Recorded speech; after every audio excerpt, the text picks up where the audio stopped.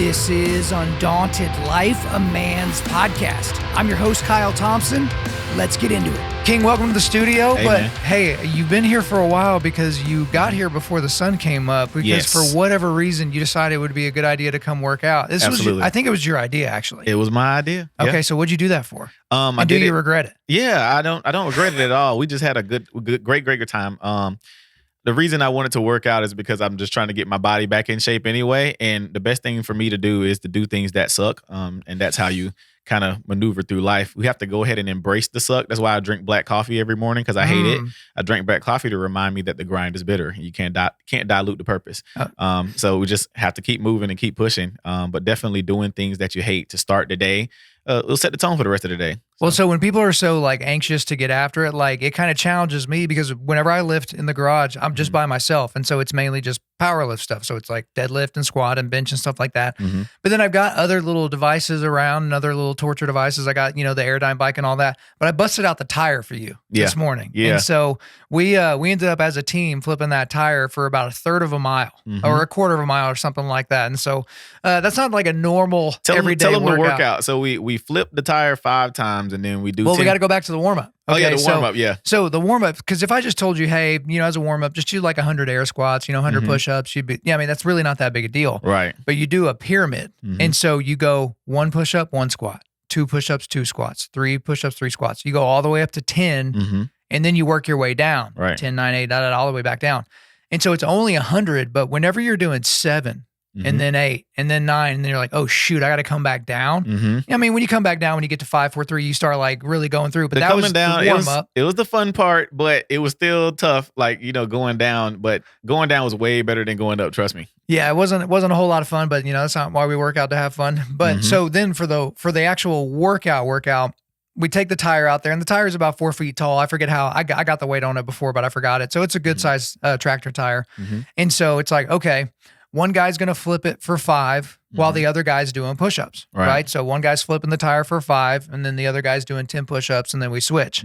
And so we go all the way down, and the first, track, because it was just on my street, we go down around the cul-de-sac and back to the, garage or whatever.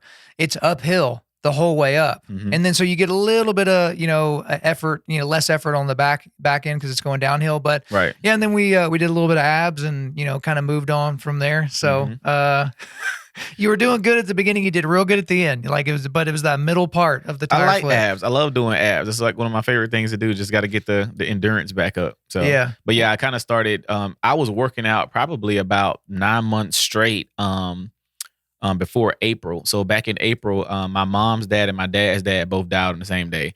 And that was a tough thing. And what was interesting was, it's not that I was even grieving or anything. I just got busy. I planned both funerals. I did both eulogies.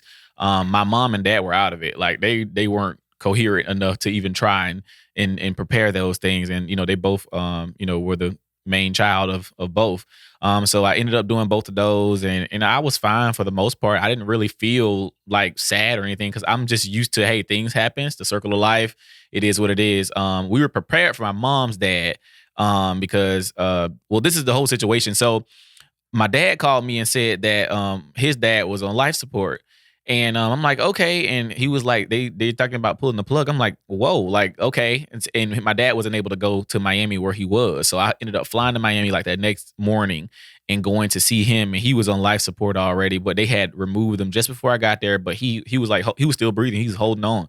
So he held on for like 5 days. And then 2 days into us being in Miami, my mom calls me and she's like, hey, your granddad is looking like he's ready to go. I'm like, what you mean? She was like, he's looking like he's ready to go. I'm like, what? So I go to see him, and he was coherent. He was talking and stuff, but you could tell like those death breaths and whatever like that. So he was just sitting there, and he was laying in the bed, and I was talking to him and stuff. He talked to my sons or whatever, and he was talking about eating a peanut butter and jelly sandwich or whatever. But anyway, maybe like 2 days after that, I got a call that morning. My mom said, he had passed away. And then a couple hours later, the hospice center called me about my dad's dad, same time. And so anyway, I just tried to work. I worked straight through that, and I hadn't got back in the gym since. Yeah. And a lot of things had been happening just in my life in general from April to then. Back in August, one of my mentors, his name's Brother Aaron Muhammad. He was a Muslim. I'm a Christian. But Brother Aaron was one of those people who kept me righteous when I was younger. He never like tried to make me Muslim or anything like that. He always just told me to do the right thing all the time. He would talk to me, give me advice, etc. I mean, he was the man for me, and great mentor. And I avoided Brother Aaron for about 4 or 5 years purposely because I knew that he was going to make sure that I was living my life right. He would not be pleased with how I was living. And he died, and it crushed me because I knew that every time I passed by the building he's always at, he has an Aikido studio. He was a master Aikido. And every time I passed by, I'm like, I need to go see Brother Aaron. I need to go see him. I need to go talk to him because I knew if I talked to him, he was going to help me get my life back in order. And I just kept passing by and I just kept putting it off, kept putting it off, and kept putting it off. And so he got sick. And his son called me and was like, hey, you know, Dad's in the hospital if you want to come see him or whatever like that. I'm like, all right, cool. So I came to see him, and he was like super skinny, and he told me he was going to be fine. He was like, well, they punctured my lung and a couple things happened, but I'm going home and everything's going to be fine. I'll recover. I'm like, okay, cool. So I'm like, when he recovers, I'm going to go talk to him now. I'm going to go do it. And I was at SummerSlam, enjoying myself. I go to SummerSlam every year, WWE SummerSlam. I go there every year to just for my birthday. And I was on the front row having a blast, and my kid's teacher texted me and was like, Brother Muhammad died. I'm like, excuse me? Like, Brother Aaron passed away? So I text my guy. I'm like, bro, tell me it ain't so. Like, the guy who goes to the mosque with him, and I was like, tell me it's not so. And he was like, bro, I wish it wasn't so. And I just sat down. It crushed me because it wasn't even that he passed away. I know life happens. It was I avoided him for so long. And I avoided him because I was running away from living my life properly. And what age were you around that when you were kind of running away from him, avoiding him? I started avoiding him when I was about 21. Okay. This is when I first went viral, and I was going all over the country, you know, doing speaking engagements or whatever like that. And I was just doing all type of debauchery while I was gone, to be honest with you. And I was doing these speaking engagements. I was helping, you know, kids and stuff like that, but I was also just living, you know, just completely immorally. And I was avoiding him purposely because I knew like he would not be pleased with how I was living because I didn't lie to him. I always told him the truth. So I just avoided him. But anyway, he passed away, and it crushed me. And so just the realization of him dying and having a couple dreams about him and stuff, I knew that I kind of had to push myself in the proper direction. And now, you know, going back to the gym thing, the first thing I needed to start doing was getting my body back in order, because getting your body in order, you can maneuver to the mental side also. And that's where I started. I just like last week, I'm like, dude, get back. And I had just gotten bigger. Like I was looking good and I wasn't looking so frail. Like I'm like, this is great. Like, and then that happened. My granddad's died, and boom, like I just stopped everything. And it's like, I didn't even purposely stop. It's just, I just stopped. Like I just didn't have it. Well, you don't really have the mental capability in those moments, because whenever you become the adult representative for two sides of the family to get people through one of the hardest days of their life, you know, that takes a toll on somebody. And so, you know, for me, the anchor point of most of what I do is what I do in the gym, because it's so hard, because I do it so early. And the thing about exercise is the hardest thing. The second hardest thing to do in the world is to get into shape. The first hardest thing is to get back into shape. Right. Because if you've never been in shape, you don't know what it's like to be in shape. Right. But then you have that extra mental hurdle of, man, I used to be in shape. I used to be faster. I used to be stronger. I used to be jacked, or whatever the thing is. And then now you're trying to get back to some semblance of that. Right. It's just really, really hard for people to do. But the thing that I tell people all the time, and this has been helpful. I don't know where I got it. I definitely didn't make it up, but it's just this concept of pre-decision, because especially with working out, but you know this to be true. This blends into your mental life, your spiritual life, your relational life, emotional life. So this morning when I woke up, right, even if y'all weren't in town, right, I had pre-decided that I'm going to work out tomorrow. So there's no debate when the alarm clock goes off and I'm sitting there thinking, oh man, it's warm in my bed, but it's cold outside, or it's cold in the garage where I work out. Oh man, let me listen to my body. What does my body want to do? It's like, no, your body wants to stay there and, rest and do nothing. Right. But it's your mind that has to force it to do things, because no one ever regrets working out after it's done. Oh yeah. But it's all amazing. Yeah. It's all the internal dialogue leading up to the workout. To where you're like, I don't want to do it. It's like just the movement I just started in my hometown a couple months ago, trying to get people to exercise because we're losing so many people in our hometown to preventable health issues to the number of 1,000 people a year. And we're in a small town. That's insane. How many people live in your town? Like 70,000? 60 to 69,000. Okay, yeah. So to lose 1,000 a year is crazy business. We've lost 5,500 people since 2022, if I'm not mistaken. And that's a crazy number to realize, like 5,500 people. And we've been talking about the population dropping, and they're thinking people are moving. I'm like, no, these people are dying. So I started the movement and had people coming to run downtown right now at 5 o'clock in the morning. Yeah. So and what's it called? We Are the Traffic. We Are the Traffic. All right. Very good. It's called We Are the Traffic because the mornings that we chose, our city's sleeping at 5 o'clock in the morning. Right. It's completely no traffic on the road. So when I was doing a video, I was like, well, guys, we run in the middle of the road because there's no traffic. We are the traffic. And then it stuck. I'm like, we are the traffic. That's the thing. So it spread to a couple of different counties, about 16 different cities.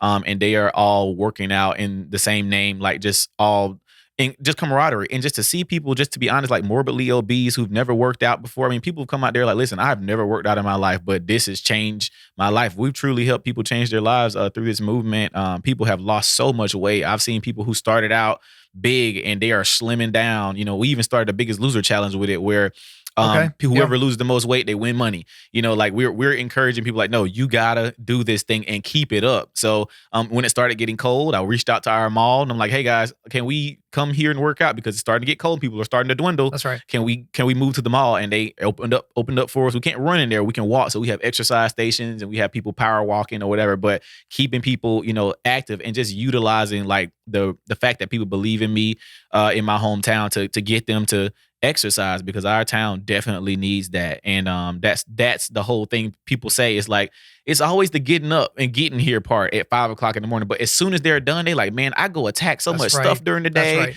And mentally, you have more clarity. Yes. Because I'm not a scientist, but there is something that happens. There's endorphins. There's all kinds of things that are released in the body after strenuous workout. Yep. But even just the benefits of walking. So people are like, okay, I'm going to clean up my diet a little bit. Right. I'll still cheat, but I'm going to clean up my diet just a little bit. And then I'm just going to walk every single day for X amount of time or X distance or something like that. The benefits across the board. Absolutely. Right. For people that struggle with like depression or anything like that, there was a study that came out basically saying that all these SSRIs, the difference in improvement between someone that does SSRIs and somebody that just does strenuous workout and eats normal food is statistically negligible, meaning they can't tell the difference, right? And I've told people this because some people have said, well, we need to start talking to them about their food. I said, I'm not doing that right now. Let's get their bodies moving. I said, we are in South Georgia. People eat what they eat. I'm like, I'm not going to go there right now. Let me just keep them working out. Because I told them like, well, I ate a cheesecake. Okay, cool. Eat a cheesecake, but just make sure you go walk like 2 or 3 miles afterward. Like just do something. Like, well, you know why that's the right approach though? Is because they went to a Thunder game last night. So y'all went to a Thunder Lakers. So y'all can get an idea. So the first time in Oklahoma, and you've already been to more Thunder games in the last few years than I've been. We had to go. Yeah. But let's say you stayed up real late last night and you ate nachos and French fries and popcorn and had a few beers and all that. The workout this morning, you would have thrown up all over my sidewalk. Absolutely. Like that's exactly what would have happened. So what happens when people start moving their bodies and they know, here in 7 hours, I got to be up and I got to be on the street or in the mall working out. They're not going to be eating junk food real late. They're not going to eat ice cream before bed. They're going to start thinking to themselves, man, when I eat like this, I feel terrible during my workout. Well, what if I changed my diet a little bit and then my workouts would just be so let bad? it happen. And that's what, and see, the only reason I ate ice cream last night was because it's a natural laxative for me, to be honest with you. Okay. I'm lactose intolerant. So I ate ice cream on purpose so I can clear myself before I come here. Cause I'm like, no, I'm not about to go use this man's bathroom. I thought you were gonna have a little bit of an accident there about halfway through the tire flips. Right? Yeah. I was like, no. Hands on knees. I was like, all right, we're about to do this. But I want to back up just a little bit because you talked about, the influence in your hometown, and you're how old, 26? 26, okay, you're 26 years old. So a lot of influence in your hometown. To even be a guy of your age, that's not, the mayor, you're not like the police chief, you're just, a guy in the community, to even be able to call them all to set up something like that. Right. Okay, why did they even take your call? Why did they take you seriously? So I got to give a shout out to my lovely cousin, Heather. So if you're there, I don't know what camera we're looking at right now. So Heather, I love you hanging out down there in Texas. So peek behind the curtain. I get now probably, I think he told you at dinner last night, my inbox, I'll get 35 to 40 pitches for people to come on my show for every one that I take, right? So I'm always looking for an excuse to say no to somebody. I'm not looking for any excuse to say yes. Right. But probably 9 months ago, maybe even a year ago, my cousin Heather, she sends me this message and she's like, you got to get this King Randall guy on your show. Yeah. Now, at the time, we didn't have the studio set up in a way to where it was kind of conducive to bringing people in. And so we had a few more things to get done. And the thing is like, I get pitches all the time and people that are like, hey, you should have this person on. Right. Like that's a secondary pitch because I get pitches directly from the people's representatives. And then I get fans that are just like, hey, you need to have this person on. And so she put me, you on my radar. And so I'm following you on social media and I'm seeing some stuff and, I really like it, especially the stuff with your son because I have a similar aged son and, I have a 5-year-old and a 3-year-old. And then a few months ago, again, she hit me with it again. And then I realized, like, okay, this is that family persistence that's just not really going to go away. And so I started looking into it a little bit deeper. And that really coincided with us finishing out the studio. We got a new table from Sorinex because we had one private donor that's like, hey, I want y'all to have a table that's not some old dining room table you got off of Facebook Marketplace for $150. And so we got this. And so we were able to work it out. And then I even had her in the last couple of days. I'm like, hey, if you had to encapsulate why you're such a fan of King and the stuff that he's producing in his community, send me those videos or send me those clips or send me the whatever news story or something like that. But I think, we're going to get into a lot of the different areas that you go to. The thing that I'm struck by is you don't seem to be a narrative driver because whether you're conservative or liberal, whether you're progressive, whether you're Democrat, Republican, Christian, atheist, whatever, it seems like everyone's kind of got, okay, here are my set things that I'm supposed to scream at the sky about.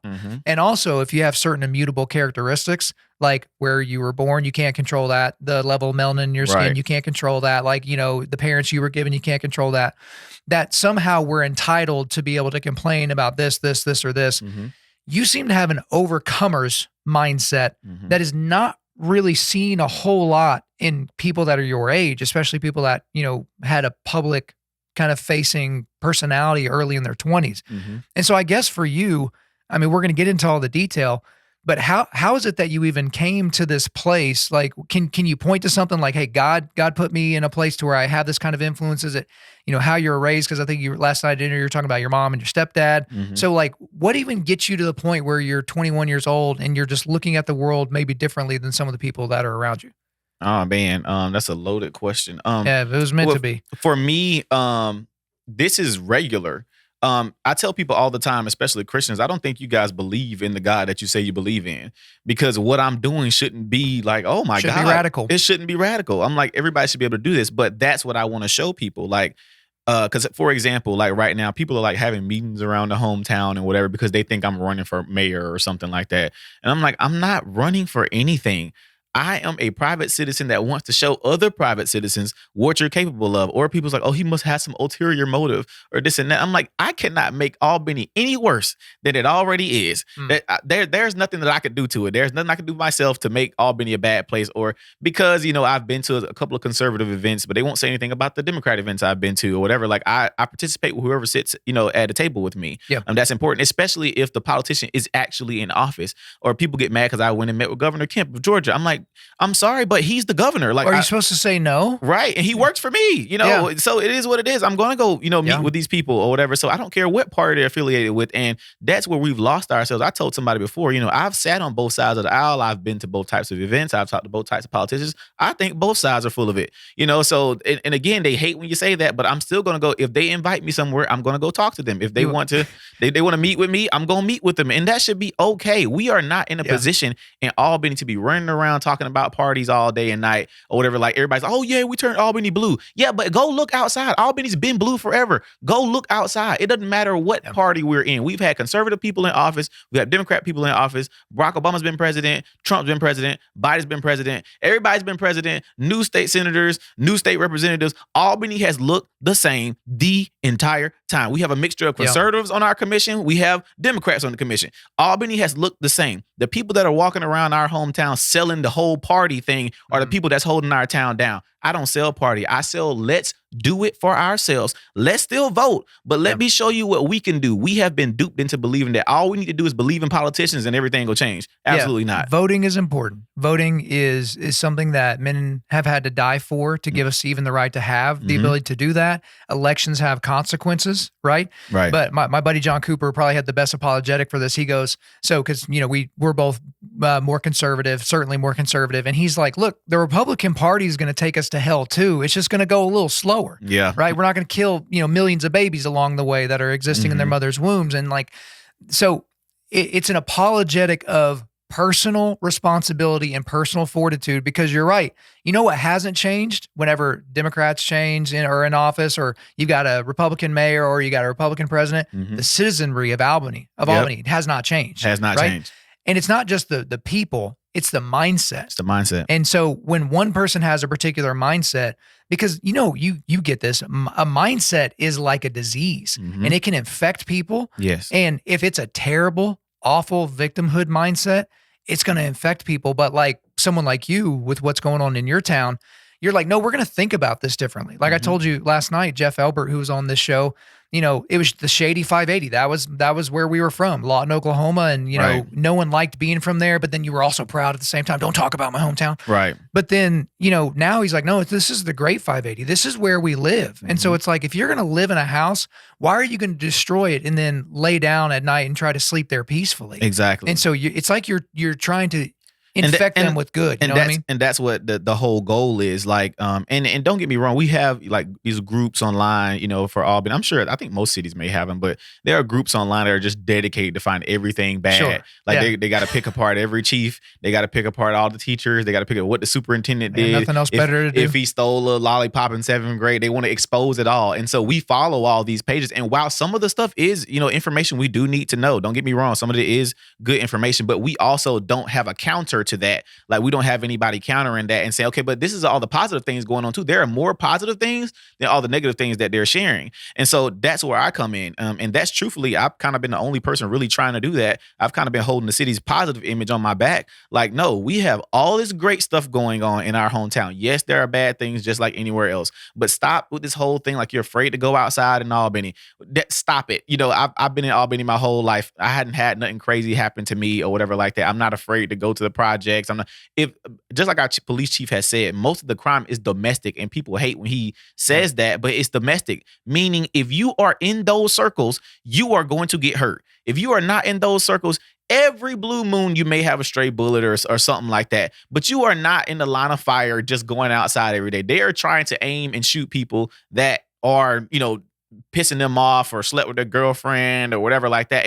It's all, those issues. And so now I'm in this place where I'm partnering with our city, I'm partnering with our police department, et cetera. And I'm teaching them, hey, listen, let's control the morale of our town, because morale is here. And since morale is so low, nobody believes in our hometown. So let's do a new initiative. Like, for example, I have the new Good Ticket initiative that I'm about to do with the police department. What we're going to do is partner with our local businesses and ask them, can they offer a free service once a month for a good ticket? The officers will get good tickets and they will issue these good tickets out to people just in the community. Like if they're doing something good or if they had a great interaction when they pulled them over or whatever, and these tickets can get you a free massage, free meal, free drink, whatever, and that'll bring people to businesses and also look at the police in a different way. Because I was at this steering committee meeting that I was in, and one of the ladies from my hometown was asked by another lady who's not from our hometown. She's like, well, how do y'all, interact with your police department? She was like, well, I can't stand the police department. I'm just like, but why though? And then let me add, Albany, Georgia is one of those rare towns where 77% African American.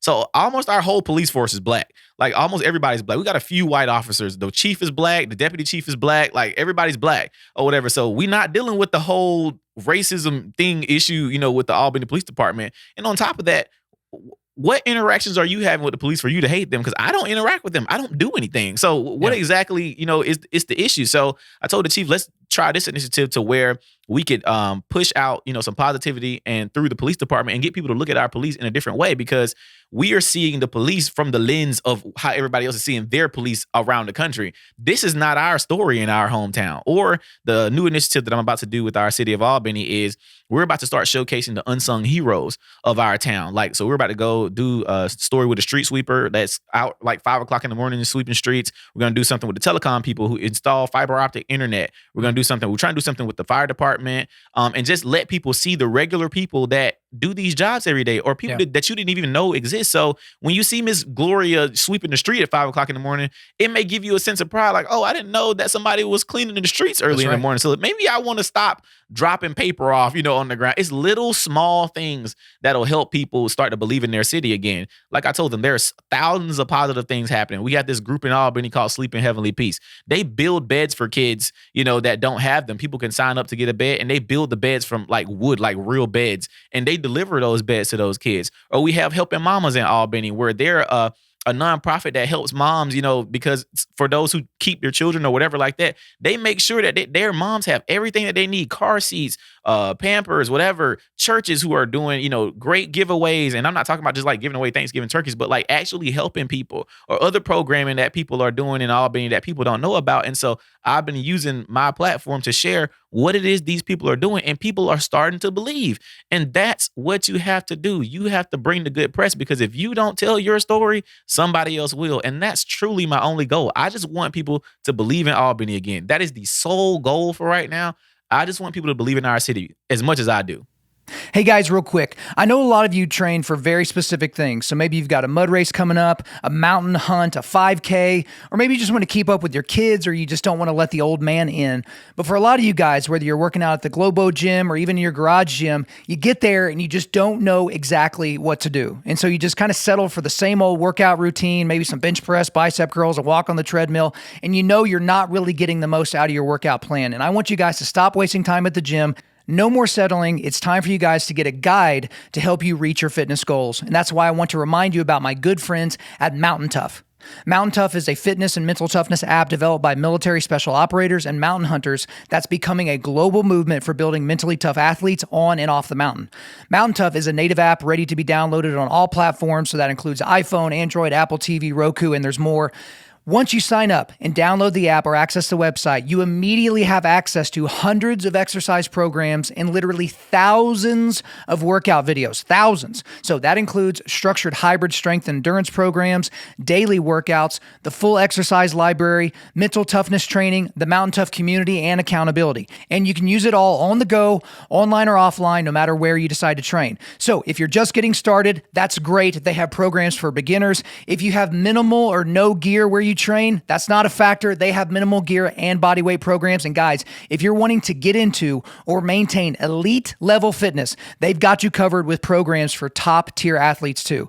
And for a limited time, Mountain Tough is extending Undaunted Lifers like you an incredible offer. Go to mountaintough.com. That's MTNtough.com and enter the code Kyle when you sign up for a monthly plan to receive your first month free after your 14-day trial. So that's 6 weeks free to make sure this is for you. I'm sure it will be. That is 6 weeks free on the best-in-class physical and mental training app in the world. So stop wasting time. It's time to get real fitness results. Let my friends at Mountain Tough guide the way. Again, go to MTNtough. That's mountaintough.com, promo code Kyle.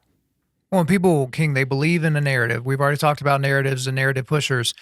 And people are very, very susceptible to external stimulus and ideas that can't be substantiated. So I'm trying to tell people, because I'm seeing some things that are very, very concerning in the public, and there's some very, very big time people, and even in the conservative space, that they're not providing evidence for their extreme claims that they're making about whatever topic. Okay. Right. And so I'm like, okay, if we're going to have truth tellers, which is what our journalists should be, but that hasn't really been that way for decades, if it ever was. They're just attention getters now. Right, yeah, because we need your clicks, because if we don't get your clicks, we don't get your money, and if we don't get your money, then we don't exist. So exactly. I understand the grift. But if we're talking about capital T truth, the ultimate truths or something like that, we have to hold our truth tellers to a very high evidentiary standard. Okay, you've made this claim. That is a grandiose claim. to what authority do you appeal to make this claim? What substantiation do you have for this particular claim? And trust me, bro, is not good enough, right? So I tell guys in the gym, you see a jacked dude in the gym and you ask him, hey, what kind of supplements are you taking? And he's like, he gives you his list and you ask him, hey, is this safe if I take them? And he goes, yeah, trust me, bro. That's a terrible decision. Don't do that, right? He is not equipped to be able to say, trust me, bro, and for you to just follow along with it. But for the people in your city, it's that they need a new plausibility structure for what it is to be, I don't know what you call the people from your city, Albanians. Albanians? All right. So if you're an Albanian, but not from Albania, but if you're an Albanian in Georgia, this is what it means because you're giving them identity. This is the same thing that I talk about with my sons, 5-year-old and a 3-year-old. We don't talk about, hey, James, don't do that. Hey, Eli, don't do that. It's James and Eli, Thompsons don't do that. I'm calling them into an identity of what a Thompson is. Thompsons are honest in our home, and this will be this way until they're no longer in our home. The punishment is doubled if you lie. What? Well, why? Because we're going to put honesty on an incredibly high, we're going to have a very, very high standard for honesty. Right. So if something ever goes wrong, you come to mom and dad. Now, that doesn't mean you're going to be without consequences. But if you lie, if it was going to be a week grounding, it's 2 weeks grounding. It just is the way it is. But you're trying to give them an identity, a plausibility structure to welcome them into. So I'm just curious for you, like if you were just being like flat out honest, right? Because this isn't a political rally, but if you're just being flat out honest, how much have you seen the attitude of the citizenry of your town change? And before you answer, I'm talking to guys right now. There's people all over the world listening to this, and guess where they live? Cities and towns, right? And they may have complaints about their city and town, or they might love it. I happen to love where I live. But they may have a lot of complaints, but then they turn to navel gazing and they just think, oh, well, I guess it's just going to always be this way. Or I'm not the mayor. I'm not the police chief. I can't really affect change in my city. Right. So one guy that's got an idea that leads to other ideas, what type of shift have you honestly seen with where you're at now? And then what do you see kind of in that near term future? So I actually did a survey with our traffic. We are the traffic movement. I did a survey because I wanted to see where people's minds were with the We Are the Traffic movement. And I want to do another one because I did that one probably like about 2 months in. I want to do another one now that we're almost 5 months in. Basically, on this survey, I asked them, have they been losing weight? Did they work out before? All these things. But I also got into other questions. Have you interacted with people from different backgrounds and different races? And almost everybody said yes. And then the other question was, has this changed your perception of people from different backgrounds and different races? And 66% of those people said yes. So what you're seeing on social media and what you're seeing on TV, et cetera, is not real life. And I was glad to see this because this is what's happening at the runs. You have these regular black guys, regular white people. We have Indian people. I mean, we've had every race come out there. And so what's happening is Miss Sarah Ann, she comes and runs. She's a 54-year-old lady. And then you have these black guys with dreads. But all she's ever seen black guys with dreads do is commit crime, right? But when she comes out here and interacts with them, and he brings her a Gatorade every week or whatever, and he comes and runs and encourages her, she's like, oh, maybe they all aren't like that. Or him saying, well, I think all old white people is racist. But to see her loving on him and giving him a hug every week or whatever, and the family that they've created now, they're understanding, all white people must not be racist. It's everything that you see online is not real for the most part. I'm like, these conversations that you're having online, half of the arguments we argue about online are never happening in person. Like even the whole gay thing. I never have gay conversations in person. When I see somebody that's homosexual or transgender or whatever, hey, how you doing? Good to see you. And I move right along. Like nobody's having these super overarching conversations in person because most people just exist or whatever. Most people just hang out, say hello, go to church together, go to work together, whatever. And half of these conversations online is just attention getting pieces or whatever. It's just grifting. People just want to get the clicks, and honestly to make the money. And so they generate all these conversations and make people feel like they hate each other. So we are in person hating each other for no reason. Like this one guy in our hometown, I'll call his name. His name is Tom Gehrig. Mr. Tom is an old white guy. He owns his automotive repair shop like smack dab in the middle of town. He's right on the corner of one of our busiest streets. And so he hosts all these car washes and workshops or whatever for these kids in the community, most of them black, most of the football teams, et cetera, he supports or whatever. He allows them to, use his space for free to raise money or whatever. He does so much. He takes kids into his home. He feeds them, whatever, black kids, whatever. And so he was upset when Charlie Kirk was killed. And he did a Charlie Kirk vigil. And the way they treated that man online, the same man who's done so much for our hometown, even if you don't agree with Charlie Kirk or whatever, half of the time, a lot of it just be conversations you took out of context or whatever like that. But even if that's just something he believes in, I don't think Mr. Tom is a bad person now or that he's a racist. And I mean, they were calling him all types of names. This is the same man that has helped and done so much for the city of Albany, just as a private citizen and stuff he doesn't have to do. He does for free. He supported all of my events. When I first opened my school up, he was there to come help build bunk beds for the students. He's done workshops there for my kids or whatever. Never asked for a dime, never mentions, what color they are or nothing. He's just like, hey, I just want these kids to do better or whatever. He's just an old regular white guy that smokes cigarettes and runs his automotive repair shop. That is it, and they treated him so bad. And I'm just like, well, what the heck have y'all been doing for Albany besides running your mouth? Like, this man has put in a lot of work for the hometown. And maybe if you didn't agree with Charlie Kirk, how about you go just have a conversation with Mr. Tom himself? Because the shop's always open and he's willing for anybody to pull up there and come have a conversation with him. So he had left the vigil up for a little while. Some people came and damaged it or whatever like that. But anyway, that dissipated. But like, that's what we're seeing online again is not real in person. And that's how we treat everything. Like, we treat life now like it's social media. And it's not. I even listen to people having conversation.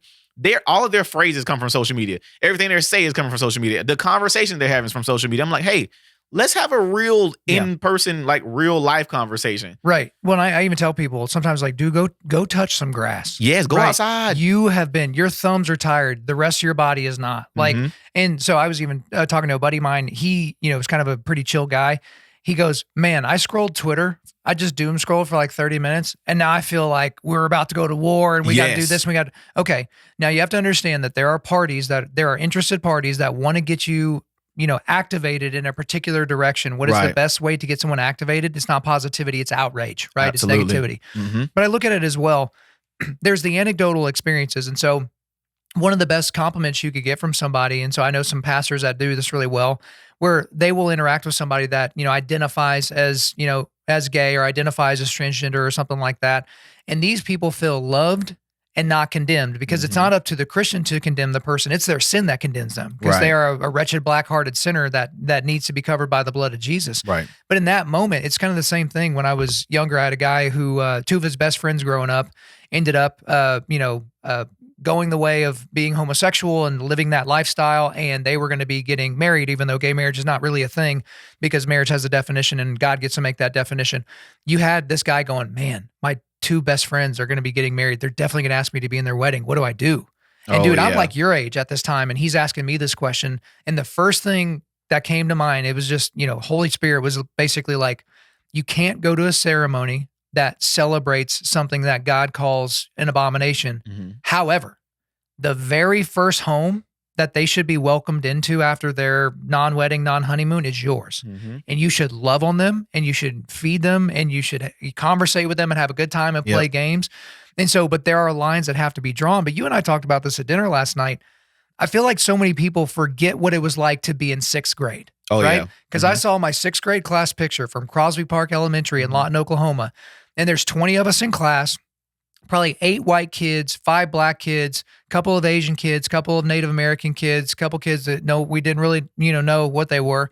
But you know what it was for us? It was, that's Nikki, that's Ivan, like that's Leonard, right? There was never this idea like, oh, I am a white kid in this class. Now we're not dumb. We knew that these kids were all different colors. We knew their parents were different colors and, different hairstyles and different whatevers, but it never filtered down into, okay, I should view you in a particular way because of something that you can't control. Right. Because what you can control is your character and your actions. Absolutely. Right. So I can't control that I'm translucent. You can see through me. That's how my skin is. But that doesn't define what I am. It just shows me what I am. And I tell people all the time, like, whatever your skin color is, God gave that to you as a gift for some reason. Right. Whatever height you are, whatever texture your hair is, whatever color your eyes are, for whatever reason, God gave that to you as a specific gift that is somehow supposed to reveal his glory, because he reveals his glory in creation and we are made in his image. So there's something special to that. But we've just bought into these cultural lies that we are to think a certain way because we look a certain way. And it's just nefarious. Yeah, it's, and kids you don't even really have to have that conversation with a kid. I mean, my son's 6 and he's the only black kid on his baseball team or whatever. And it's funny. It's two. I think it's two mixed kids on there, but he's the only like pure black kid there. Yeah. And nobody's ever had this conversation. Like nobody's ever just been like, oh, Because they don't have to. There's no need. Everybody loves him the same. The coaches love him to death. Whatever. I think if I died, the coaches would take him and foster him until he was ready or whatever. Like that's how much I believe in his coaches, and I wouldn't have him around anybody that I thought was bad for him. I'm not trying to specifically find a black coach because I need the black coach to give something to my black son. Like no, I believe if you're gonna put something into my son, whatever, I'm gonna put him around you, and I have men around my son for a reason, because I don't know everything, and it's very important that we recognize that. Because I had a situation when I was coaching my son's baseball team beginning of this year. One of my players had got disrespectful with his mom, like in the dugout, like loudly or whatever. And I checked him. I'm like, hey, son, I'm like, don't you ever talk to your mama like that again. Like, don't ever do that. His dad came to me. They're not married, but his dad came to me and was like, hey, you don't need to do all that. He got a daddy and he got parents. You don't need to tell him that. I'm like, what? Like, I would get furious if the coach didn't say something to my son. Right. Like, if I found out my son was going off on his mama or something, and somebody just stood there and let it happen, I would lose my mind. For one, I would get on my son, but why didn't you say anything to him? So all of his coaches, I'm listening, however y'all coach the other kids, y'all can do that. But however you would treat your son, treat mine. That's right. That's how I want you to do him. So if you need to get on his butt, get on his butt. If you need to say something to him or get on him or whatever, because I don't know everything. And then also these men have different characters. All their characters are good in my opinion, but they are different characters. So his boxing coach, like Coach Dino, and then his personal baseball coach, Coach Murray, and his teams coach, Coach Howell and Coach Matt, and Coach Brantley or whatever, like all these guys are different, but they all will put something into him in different ways that I may not be able to, or they may be able to teach him something. Like Coach Dino is like close to 60. Coach Murray is like close to 40, and so are his other baseball coaches. And I'm a young dad, I'm 26 or whatever. So it's a lot that I don't know. But in the reverse, also, those guys also look up to me in how I dad, because I always say I'm the greatest father of all time. We all think that or whatever, but I truly I love the dad thing, and they watch me do it. And sometimes it's just like, man, I wish I could father like you. But in the reverse, they don't realize that I envy their lives. I'm like, man, like y'all got wives and y'all at home with y'all kids and whatever. Like I've messed up in my life. I've been divorced and whatever. So even though you love how I parent, I just love your life. I enjoy that you got a regular job and your wife doesn't have to work. You got 2 kids, y'all doing your thing.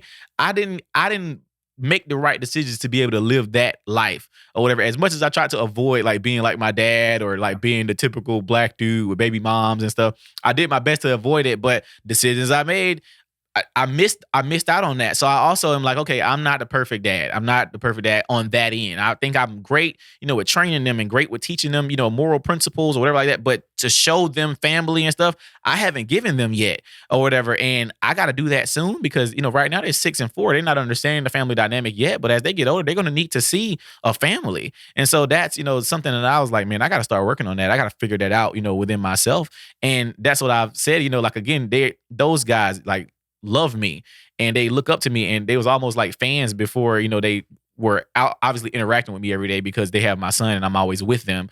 But I'm always in my head like, man, you don't understand how much I love your life. I keep y'all around me because I love to see what I need to be capable of doing as far as having a family or whatever, because people think I'm cool and all this because of all this great stuff I do for the community or whatever like that. But no, I'm like, I have personal, life stuff that I have to figure out on my own that you may not see, because it's always going to be a mystery because I don't share like my personal life or whatever like that. But those are things that I need to fix on my own that I really have to fix in order to be a holy, fully Christ-like great man. And that's just something I have to fix. Well, so I'm curious to dig into that just a little bit more because, looking at cultural trends in America since, let's just look at the 70s, the only racial cohort that has not had an increase in single motherhood or fatherless homes is Asians, right? So Asian Americans, so that would be India, China, Japan, whatever. But every other racial cohort has exploded by percentage. So I believe in the 70s, single motherhood, out of wedlock births, and for whites it was like 3%. Now it's in the 30s. For Hispanics, it was like 15%. Now it's 50%. For black families, it was like 25%. Now it's 75%. So 3 out of 4 black kids are growing up without dad in the home. And I think, and I'm certainly not unique in this thought, that basically every societal ill can go back to men, macro, men not doing what God would have them to do. And secondarily, boys being raised by women and not being raised by men, right? It's so nefarious. It's hard to even put your finger on it. But like, think about what would happen if just that, if we could like wave a magic wand and just that would be fixed, that every single child in America would live in the same home with their children, because sociologically speaking, it's like sociology always catches up to the Bible. But the best chance for child success is a child that is raised in a home with biological mom, biological dad, in a low conflict setting where the family goes to church. Right. And so that's the ideal, but most people don't live in the ideal world. I didn't grow up in the ideal world. Right. You didn't grow up in the ideal world. Right. And then here we are now. But there's something that you're saying that, I grew up in a town where there were a lot of people of all colors, black, white, Mexican, didn't matter. There were a lot of kids that didn't have dad around.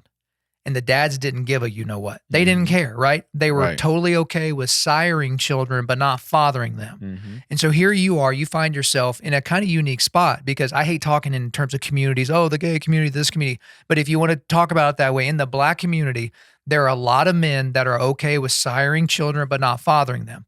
Now you're in the circumstance where you have sired children, but now you're also trying to father them, but not in the family unit with their mothers. And gosh, that's a maze, man. That is a maze to try and like figure out how to do that, because you have to be healthy personally, right? Right. But you would give up your health for your sons because you're a good dad, right? And so you're trying to do the best by them, knowing that you're still kind of paying for the mistakes that you've, already said that you made as a younger man. And you're going to pay for them forever. Like, it's like those mistakes you made, you can't get them back. Like, you can't undo it. You can't undo like the relationships you had. You can't undo having the child or whatever out of wedlock, whatever. You can't undo it. So you have to live with those mistakes. But I want to talk about something, what I believe is the reason for that.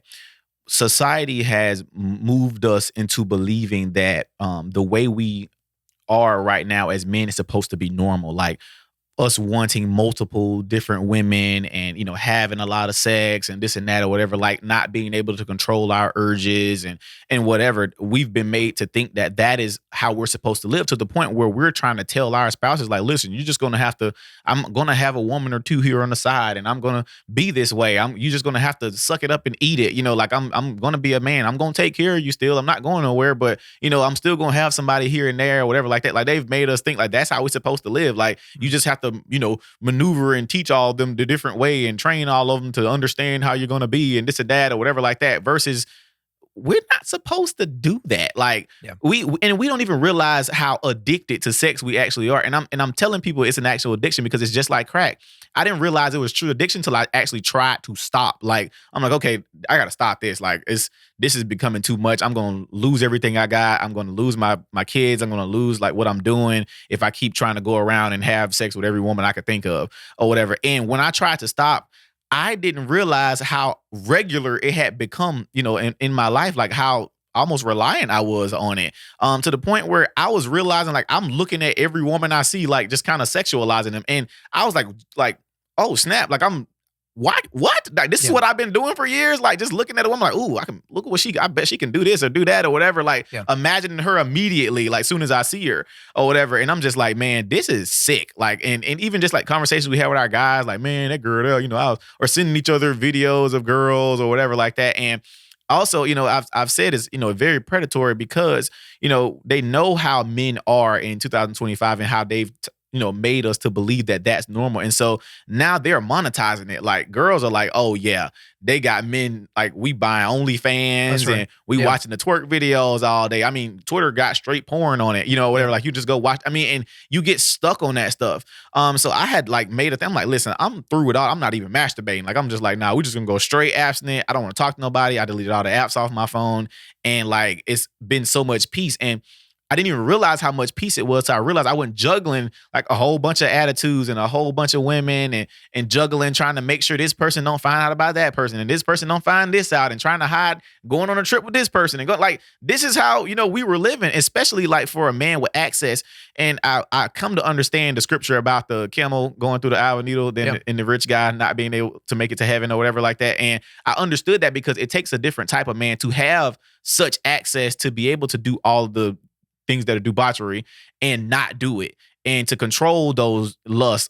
Because people like Samson and King Solomon, whatever, you were destroyed. You had purpose. That's right. You were doing something that God called you to do, but you will get destroyed if you cannot control that urge. And that's something that I had to like just be like, listen, I'm gonna lose everything I got if I do not take control of this. I will keep ruining relationships. And I'm not talking about just with women. I mean, just people in general, like trying to, like, I got a business relationship with this person. Then I call myself trying to, sneak a little flirt in here and there or whatever like that, instead of just having a business relationship with XYZ person or just finding anybody attractive or whatever. Like, no, this is a sickness. It's an actual addiction. And I challenge men, like, who are even listening to this, like, for you that can't go a day or two without masturbating or not watching porn, like try to do it for a week and realize how bad it really is. Right. Try to do it for 7 days. You won't even realize how bad it is. Like, try to not talk to a woman for 7 days. Don't watch porn. Don't watch no twerk videos. Unfollow the chicks that got the big booties and all that stuff like that. Or even the chick you're following that you think is extra sexy or whatever. She may not be posting provocative things, but you're thinking of her provocatively. Unfollow all of them and just take a second and see how bad it really is. And you would find out something about yourself. Like, this was a problem. Like, yeah, you thought you had control. And you didn't. And you didn't. And that's where I want us to get. And so that's where we are. It ain't even that, they're okay with siring kids. They just having so much sex to the point where they're just having kids or whatever. And just because that's what sex does, it has kids. And so you just having kids, and not that you want to have, because half of them trying to convince somebody to get like, please get an abortion, don't have the kid or whatever. Well, if you try this kid, I ain't gonna take care of it, whatever like that, because they trying to get her to really not have the kid. Then it turns into, if the dad is trying to be a dad, then they, put that against them if they don't want to be together, like, oh, well, you're not gonna see your baby and this and that. It's a whole cycle, all got to do with us being addicted to sexual activity. That's all it is to me. And from top to bottom, if we could control ourselves, and even like, for example, like people who are poor or whatever like that, they say, poor people, all they're going to do is have sex and argue. So that's why most poor people are going to jail and having a whole bunch of kids, because they don't have anything else to do, quote unquote, or whatever. But I'm like, if we have something to do and also get rid of the sexual immorality, I think things would slowly, dissipate or whatever. And we have to start talking about that directly. Like, let's stop the whole, like, of course we're going to say, make sure we're going to church and get God back in our life. Like, no, let's say you are addicted to sex. Let's start there and go ahead and take accountability for that. Because most men will like, oh, I ain't addicted to no sex. Okay, go 7 days without it. Go 7 days without talking to no woman. Go 7 days without the social media. And I mean, like, not cold turkey, and watch how bad it gets. Like, watch the urges you get at nighttime, or watch the urges you get like walking down the street or whatever. And I'm talking about not even masturbating. You're going to get some crazy urges, because that's when the temptation comes, when you're trying to stop it and when you're trying to be righteous. And that's where I believe we've gotten to. We've gotten addicted to sex, and everything's slowly showing with that. And with the age of social media and phones and easy access to be able to talk to people and send DMs and meet somebody that you like the next day that you just met or whatever, that's where we are. And so I think, again, the world and these people on social media and the algorithms are playing into the idea that we are addicted to sex. So they're using it to just make money off of us while the world's destroying itself. Well, even if you don't believe it's an addiction, right? So whether you think it's a compulsion, not an addiction, or whether you personally are like, I'm not addicted, treat it like it is, though. Mm-hmm. So lie to yourself. It's not an addiction, okay? But treat it like it's an addiction to something that will kill you. Yeah, okay? It will. Because the only sin that is described as a sin as to our own body in Scripture is sexual immorality, sexual sin. And sexual immorality is any sex outside of a covenant marriage between one man and one woman for life. Right. And so this is what I tell people, because I'm very open on my show that I used to look at porn and masturbate all the time, right? That was my self-soothing thing, or however you want to couch it in psychological terms. But it hasn't been part of my life for like 16 or 17 years, right? No porn, no masturbation. It's just not a part of my life. So pre-decision does come into play here, because it's like, okay, I'm not wondering what I'm going to do the next time I'm alone. right? Because I've pre-decided that I'm just not a person that does that. But I do have a lot of guys that will hear me talk about that, and then they'll send me an email or a DM. They're like, hey man, I'm really struggling with porn. I'm really struggling, blah, blah. And one day, because I'd heard so many people, King, say that in a row, and they use the same word, struggle. I just kind of snapped on this guy, polite snap, but it was a snap.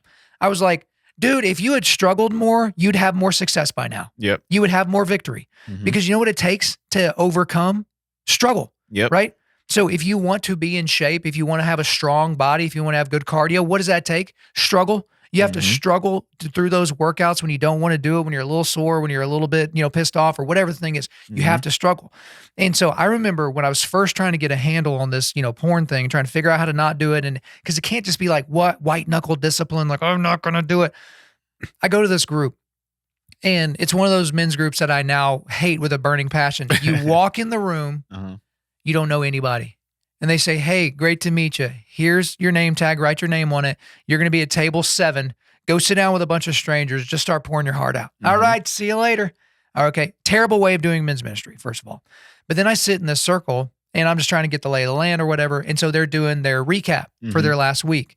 And you got this guy who's like, yeah, I made it 2 days without looking at porn, but then I fell. And then you got the guy leading the table. He's like, whoa, man, you made it a whole 2 days. Great. Good job. Let's see if we can make it 3 next week. And I'm like, okay. And then you had this other guy.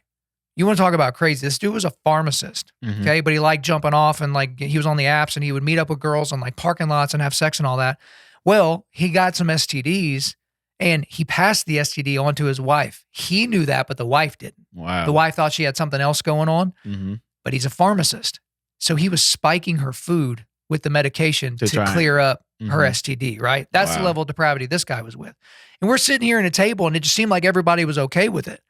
And I never came back because I was like, no, I don't need a bunch of pussies around here. I need guys that are ready for victory. Yeah. Right? I need guys that are ready to storm the gates of hell. And these dudes are, in the back holding up the laundry. You got to have men like that around you. And that was something I had to be adamant about. I was like, no, I need my aggressive, like real men around me. And I knew exactly who to call. Like, and that your men around you. That's right. And those are the men you avoid when you're living like that. Like, for example, I mentioned Brother Aaron earlier. That's right. He was one of those guys. He's going to say, no, brother, you don't need to be doing that. You're going to mess yourself up. You're going to lose this. You're going to lose that. And so I had a conversation with a friend of mine this past week when I was just like, bruh, I'm losing myself. And he was like, bro, he said, I'm gonna just tell you like this.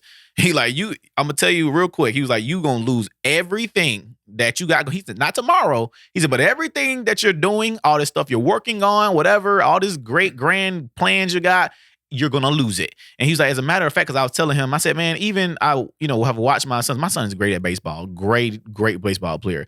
He could be even better. And I told him, I said, I watched my son struggle with some things. And I know for a fact that that's something we should have practiced on. That's something we should have done, in our own practice. He was like, but you made time to go get some head, didn't you? You made time to go meet this girl, right? So he was like, so think about it. Every time you about to do something, you're choosing that over your kid. Or I told him I watched my son boxing and I watched my son, he's sparring or whatever. And I saw a couple things he could have worked on. He said, cool. So you'd rather watch your son go get his head knocked off because you want some head or you want to go talk to this chick when you should be in the gym training your son so he can go out there and be the best that he can be. So he's like, so that's what you do. You choose your penis over your son, Mr. I'm the best father in the whole world. That's what you're doing or whatever. And he told me that directly, and that's what you need around you. Like, you need men like that to tell you, like, bro, you tripping. You're tripping bad. And those are also men that's going to be like, but you're going to make your own decisions. So I'm just telling you what the consequence is going to be. But we don't have enough guys in our life, King. Okay, you're talking about something I talk about all the time, and that's creating a foxhole of dudes around you. Because I say there's a difference between a 6 p.m. friend and a 3 a.m. friend, right? So there's a bunch of dudes that got 6 p.m. friends. So if you need, help moving something, or you need some advice on something or whatever, that guy's available until about 6, and then he's just kind of spacing out after that. But who are the guys that at 3 o'clock in the morning, when your world is completely falling apart, that if you pick up the phone and call them, not only that they're going to answer, but they are going to be activated because they love you. Right. And they love the people around you. They love your family, and they are willing to go to war on your behalf. Right. We got a lot of fellas. We got a lot of dudes. We got a lot of bros. We don't have a whole lot of foxhole brothers. Yep. Right. Real foxhole brothers. That'll go through the trials with you. That's right. And are not afraid of grabbing you by the scruff of your shirt and going, King, you're not hitting the mark. Yep. Okay. And even like I always use this example, and we get new viewers every week, and I know we're going to pick up some people from your audience as well. So I like this apologetic because it's like, okay, well, what does that actually mean? So I'm kind of a funny guy. I'm a sarcastic guy, but sometimes I go too far. Mm-hmm. And I don't realize I've crossed the line until later when I'm reflecting on it. I was like, oh, that wasn't the joke. You need a guy that if you're at dinner and you're the joking guy and you say a joke that is at your wife's expense, which I have done, you need a guy that in the parking lot as y'all are walking back to the car, hey, buddy, I love you. You said that joke and you embarrassed your wife, and you're just not going to do that around me ever again, or we're going to have problems. Right. Because worst case scenario in that scenario is y'all get in a fist fight. Okay. Well, guess what? Most guys, you get punched in the face at some point, you realize you're not made of porcelain, you're going to be okay. Right. You need some guys that are willing to risk you punching them in the face because they love you so much that they're willing to say that. Because if you're surrounded by a bunch of dudes that notice things but don't say anything, right, those aren't dudes you I need. hate that. I hate when they, I was about to say, no, why you didn't say it? Why did you not say it? Because I'll take correction. I don't mind. I don't care who you are. If something is wrong and I didn't notice it or whatever, say something to me. I don't care. Like I will fix it or change it or whatever. So, my staff, whatever, I'm like, listen, if y'all got different ideas, whatever, say something. Like if you think that might not work, say something. Like I'm not one of those people that can't take that. Like, please give it to me because I would like to have people around me that aren't afraid to say, well, you should try this or try that, or I don't like this or I don't like that. No, I don't want to be one of those leaders. No, please tell me what's going on. You got to have that, or even listening to your kids, man. And I want to talk about like just like, for example, like how in our community, we have this whole don't talk back thing or whatever. And I've wanted to critique this for a while. I'm glad I'm able to do it here. We have this thing, like, just to be honest, in the Black community where it's like, if parents say something, you don't say nothing back. That's right. Shut up. Like I said, sit down, and that's what you're going to do. He can't ask a question. He can't say why, whatever. Of course he can't have an attitude or everything, but we've lived like that. And be honest, our counterparts, I watch white people interact with their kids, and sometimes Black folks are like, oh, why they let their kids be so disrespectful, blah, blah, blah, blah, blah, blah, blah, or whatever like that. And I'm watching the kids on the baseball team, they just going back and forth with their dads or whatever like that. But then I began to realize how my son is a little bit more timid than all the other kids. All the other kids will say, no, I don't like that. No, I don't want to do this, or they're standing up for themselves. But I had realized that because I had taught my son that you don't say nothing back when somebody says something to you that you don't like. I'm like, there has to be a fine line there where I teach them, no, you can say something back within the bounds of good taste. Say something back, whatever. If you don't like that, say, I don't want to do that. I don't like that, because that'll translate to you being an adult, because then you'll create that same timid man who's at his job and scared to say something to the boss, or can't get promoted because he was scared to stand up for himself, versus the other kids who may have grown up what you call disrespectful. They're soaring in life because they're able to go into rooms and stand up for themselves. It's very important that we have to learn that. So I've shift my thinking on that. Like, okay, if you have something to say back, say it or whatever. And I'll explain why, this or X, Y, Z, so you can have an understanding versus, hey, no, be quiet. I said something. Did I ask you a question? Don't say nothing back to me, this and that and the third. No, if you have a true issue, say something, because I want you to be able to think about that. And I need to be able to understand why you may be having the issue also versus, hey, shut up. I said this, sit down. And that's it, Well, and so I grew up in a sit down and shut up household. Right. And, but you do want kids to be emboldened to like, hey, don't just say it with your chest, say it with some conviction. Right. But you already said it's got to be in proper timing. It's got to be in a proper context, right? You don't talk back to coach in the middle of practice. Right. So if coach says we're doing drills and you go, I don't feel like doing drills, that is a good way to earn yourself some gassers, son. And Dad's not going to save you within from the bounds of good taste. Right. Within the bounds of good taste. But then also with kids, because we live in a community, and I've kind of talked to you a little bit about it. The way I hear some kids talk to their parents. So my wife and I had kids a little bit later than some of our friends. So we got to see a bunch of examples of really bad parenting, where basically the parents handed over the keys of parenting to the children, and they would basically be asking their child permission to punish them. So there's the other end of the spectrum, which is probably worse, I would say, because sit down, shut up. God has a lot of those in scripture. It's kind of like, yeah, that's great, Gideon. Sit down, shut up. You're going to do this for me. But there has to be a way to where you're teaching the kid, hey, I would love to hear your opinion of what just went down. Right. But Dad has ultimate authority. Okay. Right. So you may not like it, but guess what? You're going to do it. And then there is a point along the way where I have sufficiently heard your complaints. We have come to different conclusions. You don't get a vote because this is my house, right? And that is a great thing for a child to learn. They have but you're to. absolutely right. They're the two extremes are probably not there. And unfortunately, King, if I'm being honest, I'm more so on the, hey, whoa, did I ask you for your feedback? Oh, I'm so sorry. Did I say to do it? That's what we're going to do. And my wife is very, very loving and very like, hey, they needed to tell you something because you were actually wrong. And then you feel about this big because you're like, oh, I just showed my kid arrogant persistence, which is not the right kind of persistence. We need polite persistence where it's like, no, there is a misunderstanding here. I'm trying to right the wrong, but you're also not understanding. So we gotta have a place for that for sure. Yeah, we can have a place for it. And like I said, you just having that line, especially like for boys in particular. Yeah. Because when we get to an impasse where we both disagree, there's also been a time when they're going to get old enough where they're going to be like, okay, well, we're at an impasse.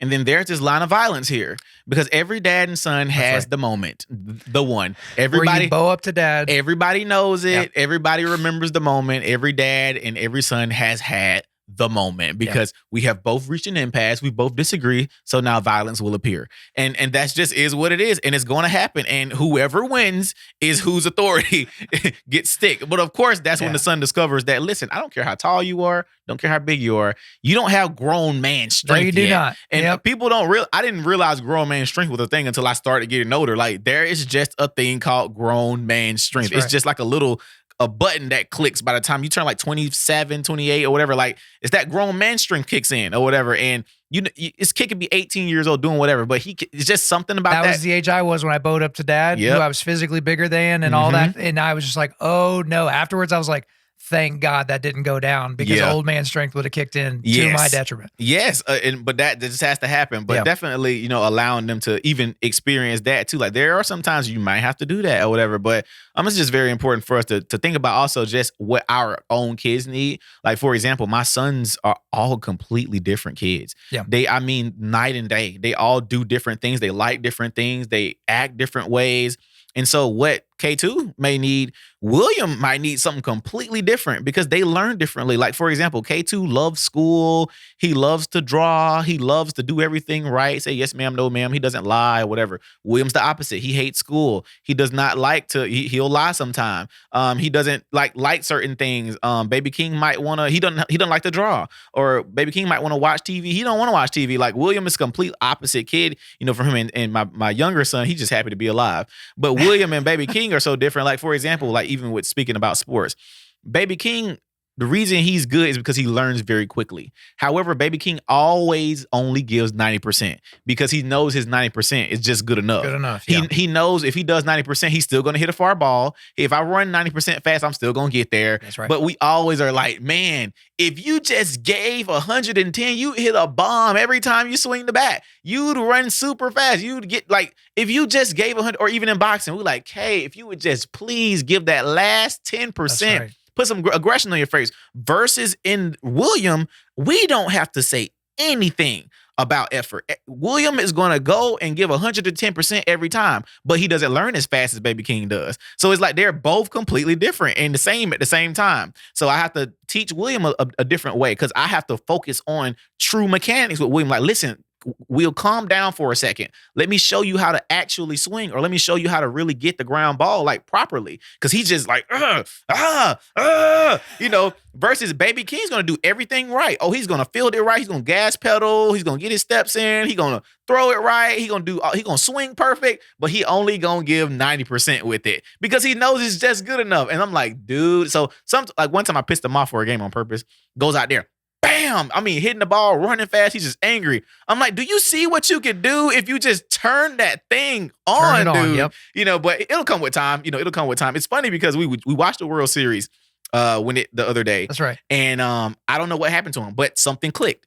He was watching the World Series, had his little fake bat in there. He was like swinging with them and watching the game or whatever. He was just having a blast. So the next day we go to practice and he's like, hey, I want to wear my Dodgers gear because I went to a Dodgers game before and I brought him some gear back. He's like, I want to wear my Dodgers stuff. So they wore their Dodgers gear. They had the whole uniform on, just out there, just killing it. But ever since he watched that game, it's like he turned like into a little animal. Like, I don't know what that game did for him. And we were just watching Game 7, like just normally. And it just, something clicked or whatever. And he just started turning up at practice. Like, dude's like going insane or whatever. And so after he watched the game, probably about a week later, he started to come back down again or whatever, back to where he was. So I'm like, okay, I see what's happening here, but now I know what my son is about to need. I'm like, okay, you want to be inspired. You need inspiration. You don't need me to keep saying hit harder or keep saying, come on, show some aggression, put your angry face on, like do something. You need inspiration. So now I know to inspire you before we go to the field. Like you want to see some players hit the ball. You want to see Shohei, do his thing. You want to watch a little baseball. You want to feel like you're there. So I know what he needs. It's just always watching your kids, like what they need the most. So all your kids are going to be different. I've had to tell people that too. Like even with parents that I work with in the program, your kids are different. You might have 3 sons. I got one parent, like 3, 4 sons in the program. They're all different. You cannot parent them all the same. Like, yeah, you still have your overarching principles, but inside of those, they're all different kids. So they all need different things. He may need you to talk to him a certain way. He may need you to say this. He may need you to say that. They're all different. So it's very important that with your kids, realize that they are not the same. You can't parent them all exactly the same. I have dad for William and dad for K2. And I have overarching dad that has the regular rules, like we're going to go bathe at the same time and get up at the same time. But I understand William does not need me to talk to him like I have to talk to baby King, or vice versa. They're all different. So you have to realize that with your kids. So I think a lot of this kind of comes back to really some of my favorite things that I've seen about your work and seen the things that you're doing. It's your interaction with little kids. Mm-hmm. Okay. And so age-wise, it looks like they're between, 4 and 12. I don't really know exactly the ages or whatever, but I see these videos of you'll be changing the oil in a car, or you'll be doing some masonry work or something like that. I even saw a video the other day of you, doing like hey, you get pulled over by the police. Mm-hmm. Here's kind of how you would handle that situation, because it was crazy. Like after George Floyd died, I people are like, well, Black families are the only families that have to have these conversations about police. I'm like, the first conversations I had with my parents when I turned 16, because they were separated, and both of them individually sat me down and said, if you get pulled over, this is exactly what you do. And as much as those two hated each other, they gave me the same answer, right? Mm-hmm. You pull as far away from traffic as you can. If you can pull into a parking lot, do that. The moment you do it, put it in park, take the key out of the ignition, put it in the passenger seat, roll all your windows down. If it's at nighttime, just go ahead and put your hands on the door, right? So they can see your hands, because these guys are thinking every car they walk up to could be the last car they walk up to, right? Right. Everything is yes, sir, no, sir. Don't pretend like you weren't speeding, right? Don't pretend like you didn't roll through the stop sign. Yep. Do you know why I pulled you over? Yep. It's probably because I was speeding, right? And for me now as a concealed carrier, I'm like, sir, yes, I was speeding. Also, I have my concealed carry. There are this many guns in the vehicle. Here's where they're all located. Also, there's one on my person right now. How would you like to proceed? Do you think the cop is not excited about that interaction? He's like, excited about it. This guy. But anyway, I want to kind of go back. So tell me what that is. Because it's one thing for anecdotally, like you have a dad that's got a kid and they shoot a video, or the mom shoots a video and they put it online, it goes viral. But this seems like it's like a thing that you're doing. And every time you say something, the kids say, yes, sir.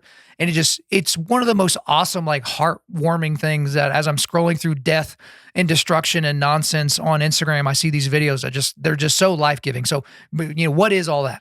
Yeah, so it's called the X for Boys program. I started this program when I was 19 years old out of my house.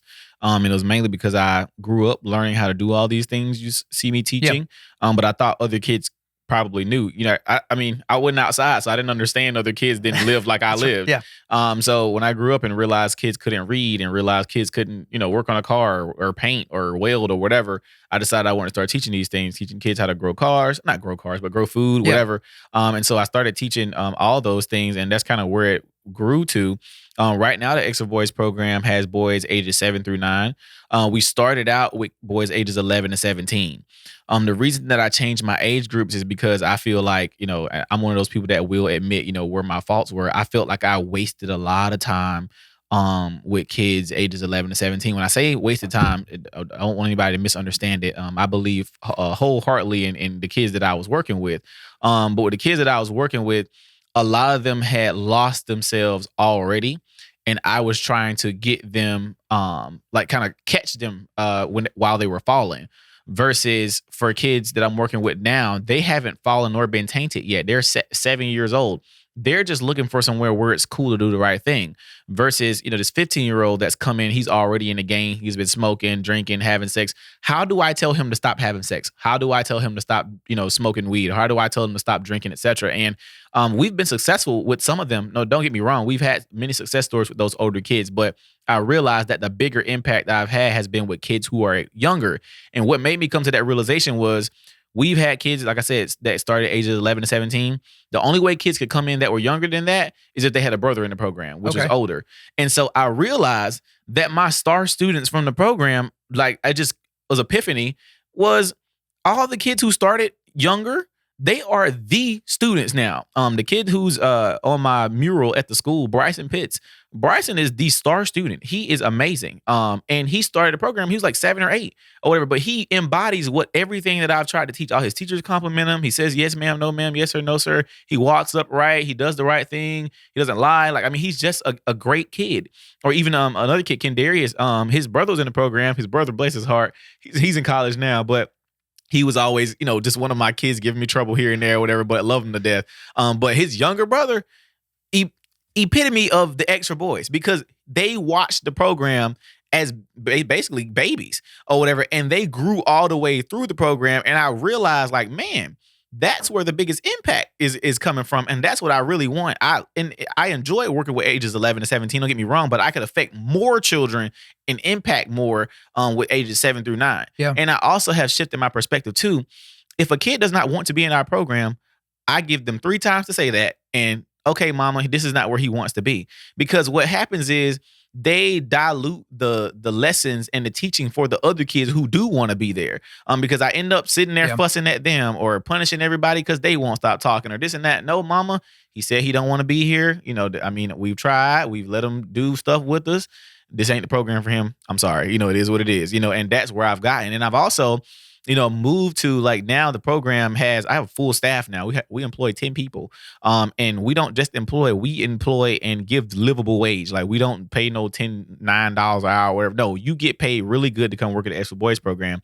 And the reason we do that, for one, is I have people that are certified in their jobs. And these people that are certified in their jobs, I pulled them from different places in Albany, that were great places that either work with children or work with mental health or whatever, but they do their job. Not only are they doing their job right now, they love their job because they get paid to do it, and they're able to affect children in one of the greatest programs in Georgia or whatever. So they have a blast doing it. My video team, whatever, they really believe in what we're doing. And so the Extra Boys program now, the way they're affecting kids, like, it's my ideas and my vision or whatever, but they are killing it. The percentages we got, the data, the parent testimonials, I mean, they are destroying it. I mean, and I don't even have to be there anymore. Like, I hadn't gotten any calls about the program. I rarely get any calls because they are killing it. They figure out the issues on their own. I come in here and there, check on everything. I make them do a workshop here and there. But my staff, they are killing it. And I'm so proud of what we've been able to build with the program. Like, we've been able to build around over $500,000 budget from just people giving. And that's come from, proper marketing, proper just reaching out to donors, et cetera. And because we don't take government grants because of the things that we teach or whatever. And I don't want anybody to try and put their hands in what we're trying to teach our students. That's right. But our program is doing so excellent right now. And it's doing way better than I could have ever done it alone. I mean, that's something I had to realize, because a lot of people also operate in their businesses or as entrepreneurs, like, they are so scared to let somebody have their baby. Like, I understand where you at. Yes, it is tough to find a great teacher for your kids and somebody, you're willing to, kind of hand them off to a little bit to help you raise them or whatever like that. But once I finally let that go, like, the Extra Boys program was only going to be good if I was teaching. It was only going to be good if I was doing it. Once I let that go, the program is soaring. And I am glad to say that they are doing a whole lot better job than I could ever do it by myself. To the point I don't even have to be there often. But when I do come, I am able to teach. I am able to show things. And they love to see me when I come and actually do my thing, because I'm still the greatest at it or whatever. So when I come and, like, handle the kids and do things, they're, like, kind of in awe, because I did it for so long. I just kind of just know how to get them together, know how to control them, know how to get them to want to learn, know how to get them to want to do things or whatever. But I just let them do their thing. I ask them what they need, let them do their thing. So now I'm able to be a dad, because one of the things that was going to be apparent to me, I was almost about to shut the program down at one point, because I'm like, look, my sons are getting older now to a point where they starting to understand things and they need their dad. So at the end of the day, I love the community. I love Albany, but nobody and nothing's going to come before my own children. And that's what we were able to get. So now I'm able to be at baseball practices. I'm able to spend time with my sons, whatever, and then come in and out for the program and check on the kids, make sure they're doing good. Because the whole goal of the program was to help kids. The goal wasn't for me to help kids. The goal is to help kids. So however we're able to do that, that's what we're able to do now. And so I'm grateful that we're able to employ so many people in our hometown, give them great jobs, and also have a job that they actually love and love coming to every day, because it's not just a job for them. They love what they do with those kids every day. It's not just they're coming because they get paid. No, they love it. They love what they do. They just happen to be getting paid for it. And that's what we love with the Exo Boys program. So most people, if they want to find anything about us, they go to our website and look at all our videos. We've done welding. We've done fencing. We've done firearms training, whatever. It's all been done with our program. And that's something I'm proud of. We've taken them all over the country. We've had so many kids who've never traveled outside of Albany. Like, imagine we've had kids, 17 years old. I mean, never have left the city limits. I mean, you in 17 years of your life have never traveled outside the city limits. You've been in this town your whole life. So we've taken them to see that buildings are big, or that the ocean is big and blue, or whatever. Like, they never seen this stuff or been on an airplane. Like, these experiences we have all the time, they never had. Like, they never been on a bus ride. We took some of the kids to DC back in March, I think it was. It was March, I believe. But anyway, we took them back to DC, took them up to DC, went to the White House, took them all around DC, went to the museums, like let them take pictures, took them to the trampoline park. That's the first time those kids had ever been anywhere or whatever. So they were able to discover, like, wow, there's more to the world than Albany, Georgia. Like, it's inspiring them. And not only is it inspiring them, for me, it makes me want to bring things back home. Like, when I go visit places, like I've been meeting with mayors and stuff lately of different towns. And when I go visit, I'm trying to figure out what can we do to bring back to our hometown? Like, what can we do to make Albany a better place? Because I'm not interested in moving anywhere else. I really want to be in my hometown. And people always ask, like, why don't you just stay here? People are just a crabs in a barrel. All they do is talk about you and be mean to you and say bad things about you. They just make up stuff about you all the time. Like, why do you stay in Albany, King? Because I love Albany. They can talk all the trash they want to talk about me. They can make up all the things they want. They can keep saying I got some ulterior motive as if I'm going to drop a bomb on Albany or something because I'm doing all these good things or whatever. I don't care what they say. People are going to talk no matter where I go. They're like, well, don't you think you'd be more successful in Atlanta? They'd accept you more up there, and they'd accept you in Jacksonville. They'd accept you in Houston or whatever. I'm like, I'm sure they would. I'm sure I could be way more successful there. But that's not what I want. I want to see the city of Albany do better. That is my absolute goal from here on out. And people just gonna have to understand that, so they can keep making up stuff. They can keep making their little Facebook posts, whatever. I don't care. I have a vision, and I believe in the city of Albany wholeheartedly. Well, all that's just flack. And I mean, the thing is if you're doing something, the people, I mean, you mentioned it, crabs in a bucket.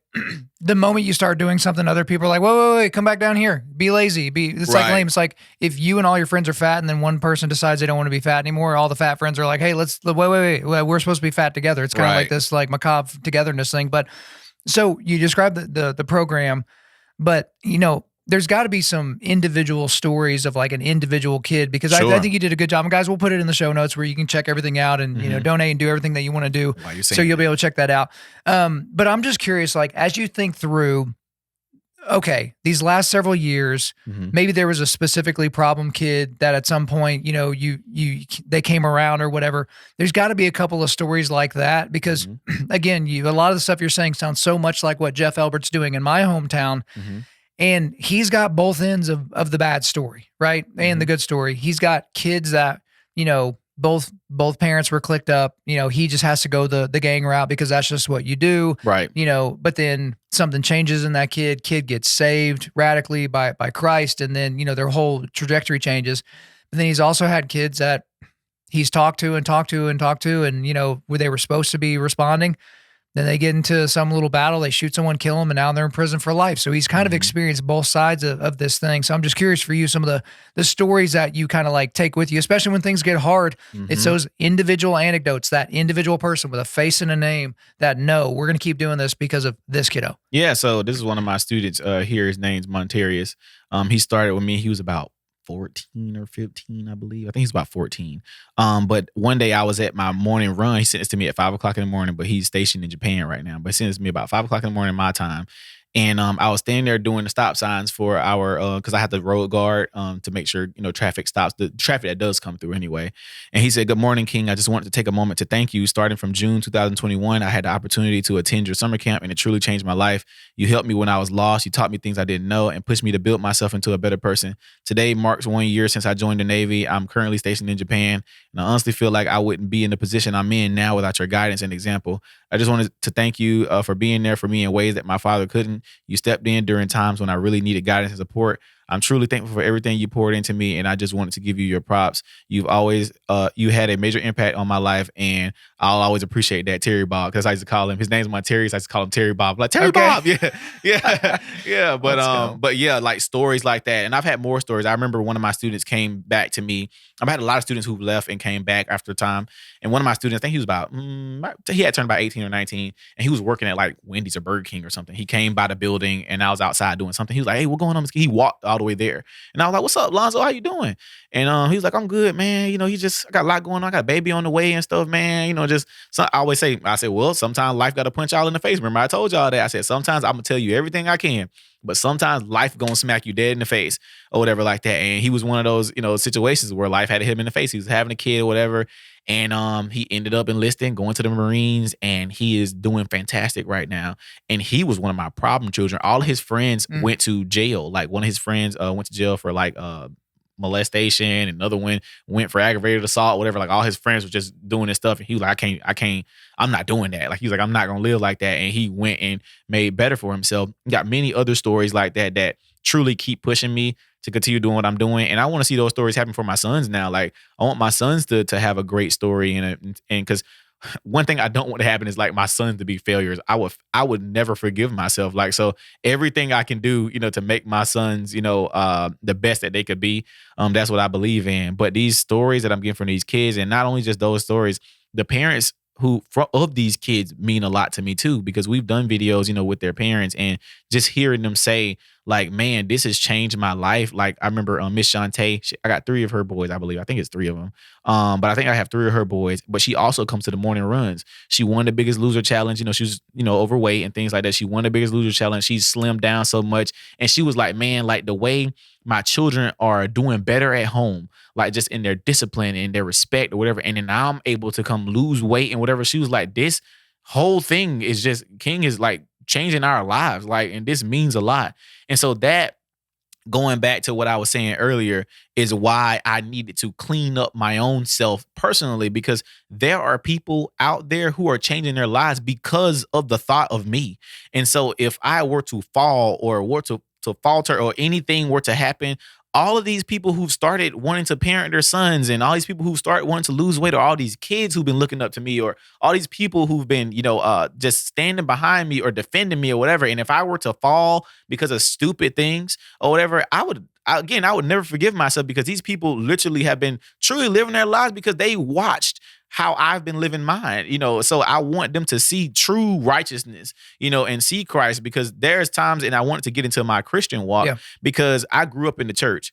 My grandmother was a minister, and my grandmother, she know I'll tell her this, so she ain't gonna get mad, but my grandma made me hate church because everything at church we were forced to do. Like we were forced to pray. We had to go to the altar and like call on Jesus like over and over again. Like she would make us like get on our knees at the altar and like just scream Jesus like for hours at a time. Like we were forced to pray. We were forced to sing. We were forced to praise dance. Like we had to do it all. We didn't have a choice. If we go visit churches, we had to give a testimony at testimony service. Like she made us do it all. So I was grateful when I started playing the drums, because I started playing the drums my whole life, and that was my way of getting away from that side of church. And so as an adult, I hate to pray. Like I hated to pray because it seemed annoying and weird to me because of how I grew up being forced to pray all the time, or being forced to read the Bible, or forced to do all this stuff. So my Christian walk has been different. Like I've been trying to train myself to like praying again, and like reading the Bible, and like trying to have a relationship with God that's not forced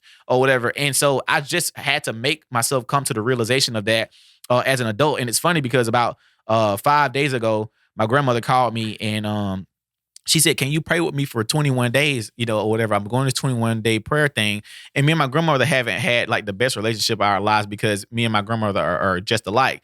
And we argue and get into it so much or whatever. And we haven't been the best to each other. My grandmother isn't the best person in the world, neither am I, or whatever. We've both done our things. But she prayed, and when she got finished, she said, "Look," and she'd never done this before. She said, "I apologize for anything and everything I've ever done, wrong to hurt you." She said, "I'm always on your side. I'm always behind you. I'm always going to pray for you." She said, "I don't always get it right or whatever, but I want you to know that I apologize and I need you to forgive me for all that stuff." And that released a lot for me. I didn't realize what that would do because I didn't think like an apology really meant nothing, but that meant something to me because she always was right. You can't never tell grandma nothing. You try to explain stuff to her. You try to tell her your side. She don't want to hear it. It's all what she says. And her version of Christianity is the one. So if she does something wrong and you try to call her out about it, nope. And she'll try to make it right or whatever. Like that's how she was or whatever. So that has helped me with my relationship with God too, because that was the person that made me hate religion in general. Not saying that I hated God or nothing like that. I believed in God, I believed in faith, but I was just like, look, I'm not praying. I'm just going to act on everything I believe. I believe in big boy faith, which is on my shirt. I believe in that. So I'm just going to act on it. I don't need to pray. I'm just go out here and pray with my feet. I don't need to go to church. I'm just going to go out here and do it. I need to read the Bible. Like that's where I was because I hated it. And that's what made me hate it growing up. Like the whole forcing of it all. And that's a conversation I've wanted to have too, because a lot of PKs feel like that. Like I call them preachers' kids. Yeah. A lot of them feel like that because they were forced to have to be a deacon and forced to have to do devotion and forced to, go do this and go be on this ministry and that ministry because you was a preacher's kid. So you had to do it. And so a lot of PKs, if you think about it, a lot of them have failed lives because of how they were treated in church growing up or whatever. And so that's where I failed. And also what happened to me, when I was a kid, like when I was 4, I think I told you I was molested or whatever. And we weren't like having like, it wasn't like, oh, she just touched me. No, we had like full blown intercourse all the time. And I didn't know, like I said, that it was just wrong because it didn't like hurt or nothing like that. So when I went to, I went to their house or whatever like that, a family friend's house, and I thought, I kept wanting to go because I'm like, I'm having a great time. They like, you everything good? You had fun? I'm like, yeah, I had a great time over there. I'm like wanting to go back. Like, yeah, I'm going back every single time. Oh, this is a grown woman, by the way. And also to add, a lot of men, most men that I know, and this is in my personal life, most men that I know lost their virginity as kids to grown women or whatever. And so then we don't realize how that plays into sexual addiction, as an adult, because you had that experience so early. Like you don't realize what that does to your psyche or whatever. So that happened. And it messed up a lot. And so that happened, and I did not want to face it or whatever. I knew what it was. I knew it was an addiction. I've always known it was an addiction, but I didn't want to face it. Like I just kept running away from it. So I kept like kind of running away from my grandma and running away from church and running away from anything that had something to do with religion. For one, I hated it. And for two, I didn't want to loose myself from what was holding me or whatever. So that's like been my Christian walk now. And it's like, okay, let me train myself to love prayer again and love having a relationship with God again, because I was missing that. And the people around me need to see that. I lead so many people. I lead my staff. I lead my kids. I lead my brother, whatever. These people are looking to me, and I'm watching their lives fall. And I know that if I just were to lead, everything would fall into place for everybody else because they are watching me. And I texted I hadn't talked to my brother in a while. I kind of been avoiding him too, because my brother, I raised him from he was about 12 years old. I raised my brother, and I was living a righteous life when I first started raising him. I was doing good. I was married. I was doing the right thing. And then I fell again. And he was right there with me when I fell. And he watched everything. He watched all the arguments, all the cheating. I was flying him places with me with different chicks or whatever like that. He watched all of that. And I know even though he was my brother, he almost kind of lost a bit of respect because he saw me here. My brother used to look at me like I was like God almost. He always looked up to me. And when I started to fall or whatever, he started to fall. When he moved back with his mom, he started smoking, whatever. Like he was just falling off the rails. He was going to school under the influence. My brother was a straight A student. He was like the number one trombone in the band or whatever. His band teacher calling me like, hey, I don't know what's going on with him. I don't know what he got going. I don't know if he even gonna graduate. Like I don't know what he's got going on. But I tried to blame it on him trying to find himself. No, I was not leading him. I was living a terrible life on my own. And I just texted him the other day because I was avoiding him. Like, I'm just like, whatever, Q's just gonna, hopefully he remembers what I taught him. But no, I said, Q, are you okay? I just texted him, I said, are you okay? I had a dream. I said, are you okay? He was like, bro, I'm not okay. And I'm going through some issues. I need you. Like, we hadn't even talked for like, we talk here and there, every blue moon. I say, hey, how you doing or whatever. But we used to have a relationship like this. And I'm like, bruh, I'll be there Friday and we gonna have this conversation and I'm gonna apologize for everything that you saw or whatever. But we both about to maneuver in a different direction. You grown now, you 20 years old. We about to go take some stuff over. We've been supposed to do all this stuff together. We about to go do it now. Like, that's what we about to go do. We're gonna clean our lives up. We're gonna do this thing and we're gonna make this stuff happen. But that stuff we gotta be, honest about. And it's, even for guys watching, they know what I'm talking about because a lot of them have lived this same way. It may not be their brother or their mom, but it may be somebody in their life that they know it's falling because you could have been leading them and you were responsible for that. And sometimes you kind of get that charge. We had this old song in the Baptist church called A Charge to Keep and A God to Glorify. And that was an old Black Baptist song that we used to sing, but we used to sing it all the time, but I didn't understand like what the lyrics meant. It was like a charge to keep that I have, and there's a God that I have to glorify and to serve this present age. And I didn't understand what that meant until I became an adult. I'm like, oh, I have a charge to keep. Like, I have something that I'm here to do, and I have to do it to glorify God. And so if we don't do that, you fall. You fall. And when you're falling, life actually seems normal. Like, it doesn't seem tough. Like, life is just chill. Life gets tough when you're trying to be righteous again, because that's when all the temptations come. Now that's when the enemy comes in. Now that's when you start losing people, whatever. Because while I was falling and the girl I was with, she kept forgiving me and forgiving me and forgiving me and forgiving me. And I'm like, okay, let me clean my life up. And now she like, yeah, I can't do this. And you like, I'm trying to do it right now. Like, I want to do it. I'm trying to do this thing correctly and whatever. Like, you want to leave now? Like, I'm trying to do what you need from me. And I'm trying to give you what you want. It's too late. Sorry, dude. It is what it is. But those are the moments where you could say, you know what? I'm just going to go back to what I was doing. I'm finna go pick all my old girls back up and I'm finna go text. I'm just going to fall back into where I was because I was trying to do it right for this reason. No. Everything happens for a reason. Those things like that happening are the temptation. You losing those people that you love so much, that's the temptation for you to go back to doing what you're doing. So I had to sit in that for a second. Like, you know what? It hurts. It is what it is. We got to keep moving. No, we have to stick to our guns and what we're doing. People fall, people come, people go. You got to keep moving. And as long as you're doing the right thing by God, God's going to guide you in the right path. But the temptation is going to come. Somebody's going to come with that apple from the forbidden tree and you cannot eat it. You cannot eat the forbidden fruit. You got to keep moving. As tempting as it gets. And that's how it goes in the Christian walk. It's hard to do the right thing. It is. Well, and it's like, okay, what do you mean by do the right thing? And what is the motivation for the right thing? Because there are guys out there right now that are not looking at porn and not masturbating because they're afraid of what their wife will do or say if she finds it again. Right. Because it's typically an again situation. The guys that are avoiding whatever temptation it is. So maybe they've had problems with alcohol before. And so they're avoiding alcohol. Why? Oh, because their wife would get mad if they drank it. And so it's like, well, what is the actual motivation? Are you doing it for righteousness' sake? Right. Or are you doing it to seem righteous? Because if you're doing it to do something righteous because that's what God has called you to do, that's different than I'm pious and I'm a whitewashed tomb. And actually, I'm only doing this so y'all will think I'm cool or that y'all will think I'm holy. Right. But, if nobody was around and there were no consequences, I just go right back to doing the same thing. Right. And I've had to, think about that myself because, with the porn and masturbation stuff from back in the day, it's like, wait, why am I doing this? Am I doing this because I want to serve God? Am I doing this because I'm afraid of my wife's reaction? Am I doing this because, hey, and then, I stopped this well before I had kids because I don't want to pass on a generational sin? Is that why I'm doing it? Right. Am I doing it so that I could say it on the podcast? So I can say, I'm doing this, or like, what is the heart motivation behind something? So, I'm even curious for you because you found yourself at a bit of a spiritual crossroads to where it's like, okay, we can just keep doing the Christianese thing. Whereas, so I call it this. So, I told you I had 2 vocal cord surgeries, right? And so in between vocal cord surgeries, I couldn't talk above a whisper. Here we were thinking I'm a professional speaker and podcaster, and all of a sudden I can't talk anymore. Like my career's over. What am I going to do? Like, what job can you have where you can make a good living and not talk?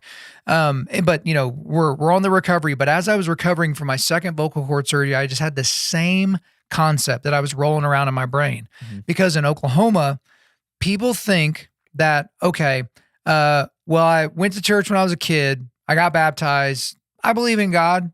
When I vote Republican, and I listen to country music, and God's just pro all that stuff, so I get to go to heaven, right? Right. I call it country music theology. Mm-hmm. And so, because you hear these country music songs, it's all this stuff about the man upstairs, and man, I experienced God out in nature, and I blah blah, and it's all that. And it's like, all that's fine and good, but that's not the gospel, right?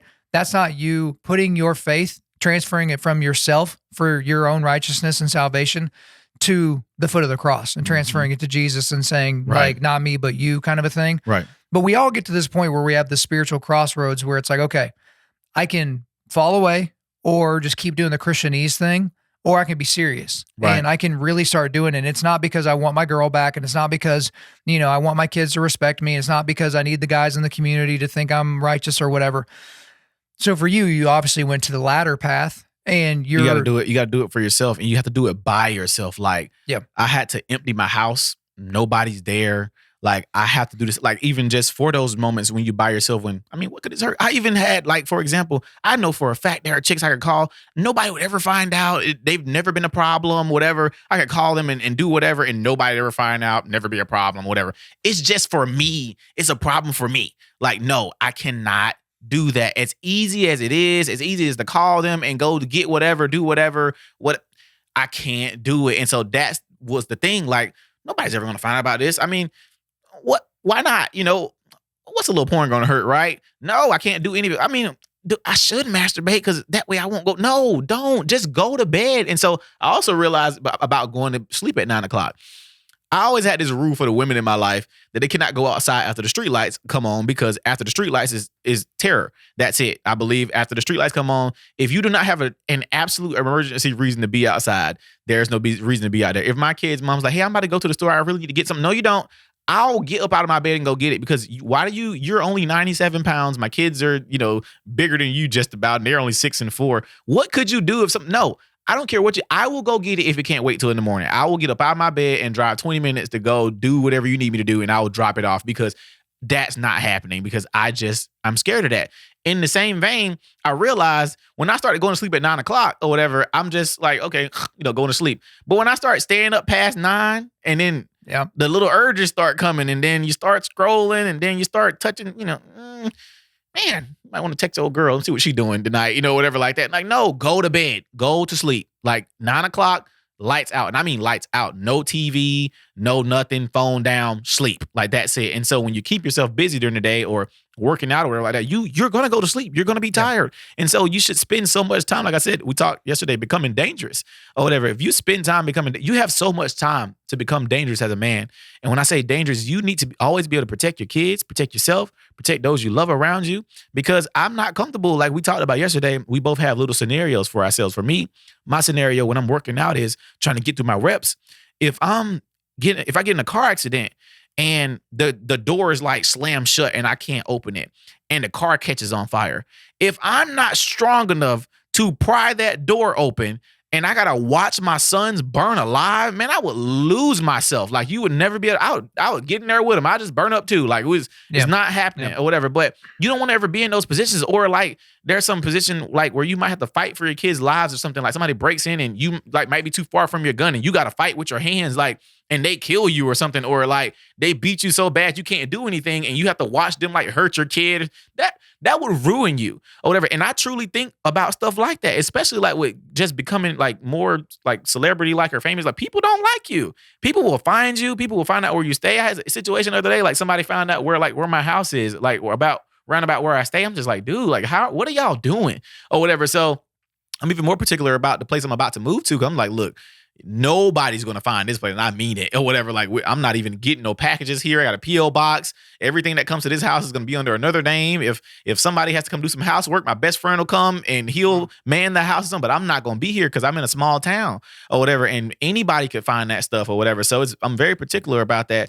But you want to become dangerous. So shooting, learning how to shoot, because I used to shoot all the time. I hadn't shot in years. I got weapons or whatever, but I hadn't shot my weapons in years or whatever, because I'm just doing whatever else. I was in jiu-jitsu for a little while, got out of that. I had been boxing like consistently, got out of that. Like, I was working out consistently, got out of that. But I got all this time to go see chicks and deal with them or whatever like that. And Yeah, like you're gonna lose yourself, and that's what I ended up doing. I got frail again, got super skinny, and you don't like it because I'm looking at my picture. I'm like, dang, I'm like, I need to eat some food or something. Like I look like a freaking stick or whatever, and you don't like that, and you'll say you don't like it, but you won't do anything to actually fix it. So the things that I want to see happen, I know I have to do alone. So the people that have maybe dropped off in my life or left, from being around or whatever, that needed to happen because I need to do this alone and not to try and find nobody or get anybody, whatever. No, it needs to happen by myself in the confines of my own home or whatever, and truly mean it. Like sit home and like, no, we're not gonna masturbate. We're not watching no porn. I'm not even watching nothing on TV that even get me there or whatever. Like I like to watch wrestling, but I'm like, man, I probably ain't gonna watch wrestling for a while because they got the girls on there, and I know how they dress the girl. They dress the girls in a sexually provocative way, so that way they could get the views. Or the girls dress themselves like that, and make sure their boobs are sitting up, and make sure the makeup's perfect, and make sure it's just enough, whatever. So the guys want to watch it because, to be honest, they don't wrestle that well or whatever. So, but you watch it, or whatever, because you want to see them, move around and stuff like that. So I've changed my mind about that type of stuff because I don't want to think like that. I don't want to live like that. I'm just like, no, let's maneuver our thinking. And once I control that, I've told people, I said, man, people think that I'm really cool and I do a lot of great things in my hometown, and I do a lot of great things, but you have not seen me at my fullest potential. This is nothing. After I've discovered that was only practice, you haven't seen my prime yet. So I'm like, man, all the people that have been talking about me and saying things, y'all have not seen King Randall 2.0, because now I'm about to completely lock all the way in with God first. And with God first, going to be unstoppable every time. Well, and King, everything in your life that is undisciplined is a drag on you, right? Right. And so, because everyone's, seen something, or maybe you understand physics or whatever, but it's like everything that's a drag on you keeps you from being faster, or you're less aerodynamic or anything like that. Right. And so many people in life, they want to talk about motivation.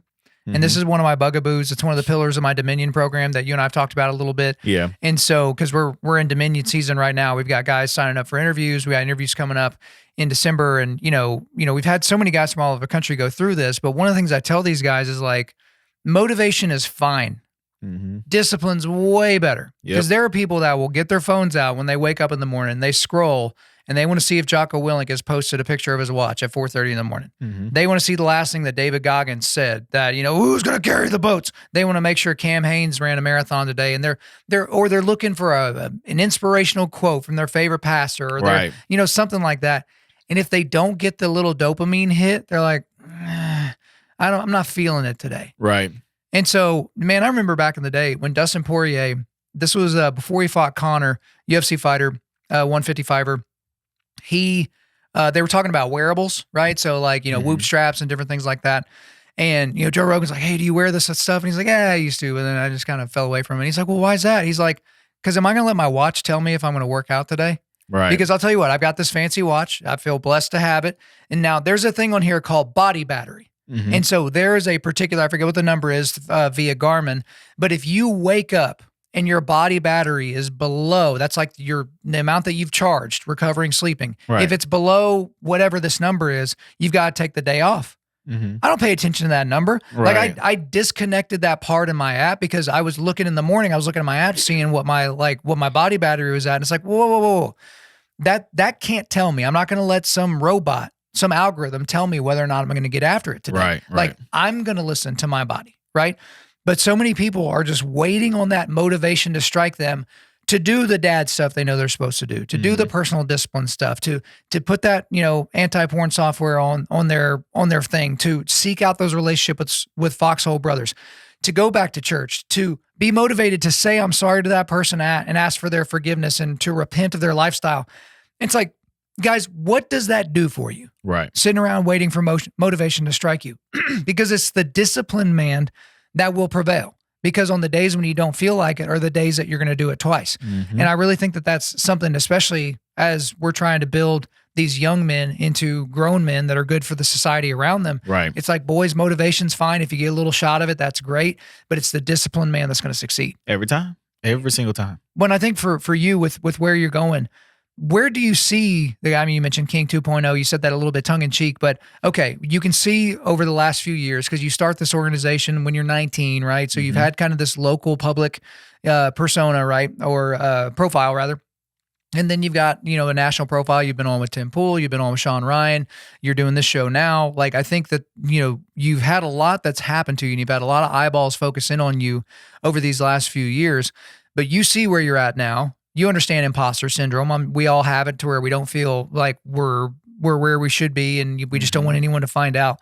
But as you look forward into the future, like, what does that hold for you? I know that's a bit of a dubious question, because even when I look at Undaunted.Life, like, 2 years ago, the forging table wasn't a thing. A year ago, Dominion wasn't a thing. We launched a new podcast this year called The Daily Blade. That wasn't a thing. So if 3 years ago you had asked me what my 3 to 5 year plan was going to be, it wouldn't have included any of those things. And those have been revolutionary for the business, for my family, for our ministry and all that.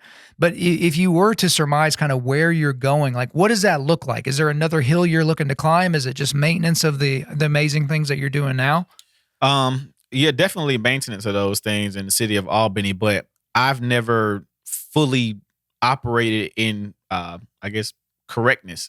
I've never operated in a way where I was completely doing the right thing or completely being righteous. I don't know what that looks like myself. I know that what my purpose has been already has been a cool thing, but I even need to see where I'm going to go at that point. I need to see what ideas I'm going to come up with or what's next. I honestly don't know, because I'm just getting to this point in my life where I'm truly trying to live a righteous lifestyle. So I don't know. I really don't. I'm going to let God kind of guide me there. I mean, like I said, I want the program to grow. I want to do some renovations or whatever like that. I would love to see the movement grow. I still want to do like some great promotion for our hometown. That's always been my goal. But like the bigger things, I'm not sure yet. Even where we are now, didn't think we'd be here, definitely. And even then, like you said, I don't feel like we are where we need to be. But to see what I'm about to do, I don't know. But I always know it's always something cool, because every time something super bad happens to me, something super great happens right on the other end of it. So who knows? I'm not particularly sure what's next. But I'm excited to see what God has next for me. Well, and the thing is you're trying to tether to the right rocks. And so there are people that want to tether their rock to their own personal discipline, but then that's it, right? Mm-hmm.